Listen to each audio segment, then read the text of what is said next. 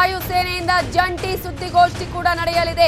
ಭಾರತೀಯ ಸೇನೆ ಈಗ ಮಹತ್ವದ ಘೋಷಣೆ ಮಾಡುವಂತಹ ಸಾಧ್ಯತೆ ಕೂಡ ಇದೆ. ಈ ಸಂದರ್ಭದಲ್ಲಿ ಸಂಜೆ 5 ಗಂಟೆಗೆ ಮಹತ್ವದ ಸೇನಾ ಸುದ್ದಿಗೋಷ್ಠಿಯನ್ನ ಕರೆಯಲಾಗಿದೆ.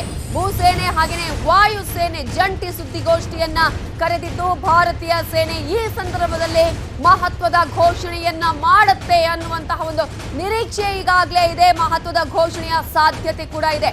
ಗಡಿಯಲ್ಲಿ ಟೆನ್ಷನ್ ಬೆನ್ನಲ್ಲೇ ಈಗ ಜಂಟಿ ಸುದ್ದಿಗೋಷ್ಠಿಯನ್ನ ಆಯೋಜನೆ ಮಾಡಲಾಗಿದೆ. ಸಂಜೆ 5 ಗಂಟೆಗೆ ಮಹತ್ವದ ಸುದ್ದಿಗೋಷ್ಠಿಯನ್ನ ಕರೆಯಲಾಗಿದೆ. ಭೂಸೇನೆ ವಾಯುಸೇನೆ ಜಂಟಿ ಸುದ್ದಿಗೋಷ್ಠಿಯನ್ನ ಸಂಜೆ 5 ಗಂಟೆಗೆ ಕರೆಯಲಿದೆ.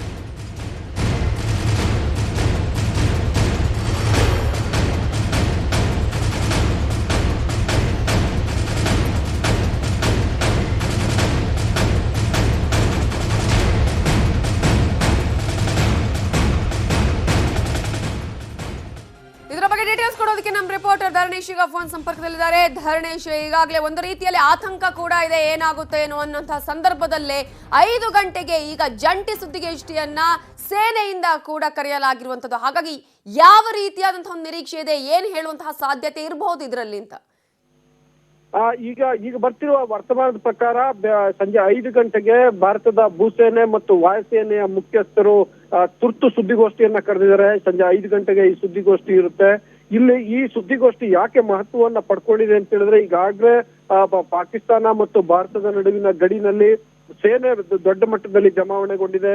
ಒಂದ್ ಕಡೆಯಿಂದ ಕಾರವಾರದಿಂದ ವಿಕ್ರಮಾದಿತ್ಯ, ನಮ್ಮ ಅತಿ ದೊಡ್ಡ ಯುದ್ಧ ನೌಕೆ, ಅದು ಕೂಡ ಪಾಕಿಸ್ತಾನದತ್ತ ಸಾಗಿದೆ. ಪಾಕ್ನಿಂದಲೂ ಕೂಡ ಪಾಕ್ ಗಡಿಯಲ್ಲಿ ಪಾಕಿಸ್ತಾನದ ಸೇನೆ ಕೂಡ ಜಮಾವಣೆಗೊಂಡಿದೆ.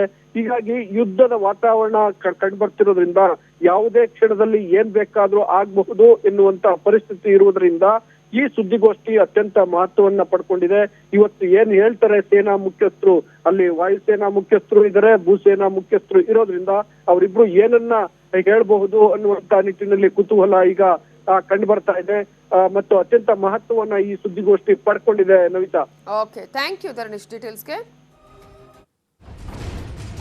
ಸಂಜೆ 5 ಗಂಟೆಗೆ ಮಹತ್ವದ ಸುದ್ದಿಗೋಷ್ಠಿ ನಡೆಯಲಿದ್ದು, ಈಗಾಗಲೇ ಬರ್ತಾ ಇರುವಂತಹ ಮಾಹಿತಿಯ ಪ್ರಕಾರ ಸಂಜೆ 5 ಗಂಟೆಗೆ ಸೇನೆ ಸುದ್ದಿಗೋಷ್ಠಿಯನ್ನು ಕೂಡ ಈಗಾಗಲೇ ಕರೆದಿದೆ. 3 ಸೇನಾ ಮುಖ್ಯಸ್ಥರು ಈಗಾಗಲೇ ಈ ಒಂದು ಸುದ್ದಿಗೋಷ್ಠಿ ನಡೆಸಲಿದ್ದಾರೆ. 3 ಸೇನಾ ಮುಖ್ಯಸ್ಥರಿಂದ ಈ ಸುದ್ದಿಗೋಷ್ಠಿಯನ್ನ ನಡೆಸಲಾಗುತ್ತೆ. ಗಡಿಯಲ್ಲಿ ಒಂದ್ ಕಡೆ ಸಾಕಷ್ಟು ಆತಂಕದ ವಾತಾವರಣ ಇದ್ರೆ, ಮತ್ತೊಂದು ಕಡೆಯಲ್ಲಿ ಈಗಾಗಲೇ ಏನಾಗಬಹುದು ಏನು ಅನ್ನುವಂಥದ್ದು. ಹಾಗಾಗಿ 3 ಸೇನಾ ಮುಖ್ಯಸ್ಥರು ಸುದ್ದಿಗೋಷ್ಠಿಯನ್ನ ನಡೆಸಲಿದ್ದಾರೆ. ಸಂಜೆ 5 ಗಂಟೆಗೆ ಮಹತ್ವದ ಸುದ್ದಿಗೋಷ್ಠಿ ಅಂತಾನೆ ಹೇಳಲಾಗ್ತಾ ಇದೆ. ಹಾಗಾಗಿ ಏನಾದ್ರೂ ಯುದ್ಧವನ್ನ ಘೋಷಣೆ ಮಾಡುವ ಸಾಧ್ಯತೆ ಇದೆಯಾ?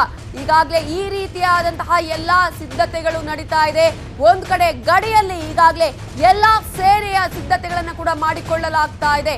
ಹಾಗಾದ್ರೆ ಸಂಜೆ ಕರೆದಿರುವಂತಹ ಈ ಒಂದು ಸುದ್ದಿಗೋಷ್ಠಿ ಈಗ ಸಾಕಷ್ಟು ಮಹತ್ವವನ್ನ ಪಡೆದುಕೊಂಡಿದೆ.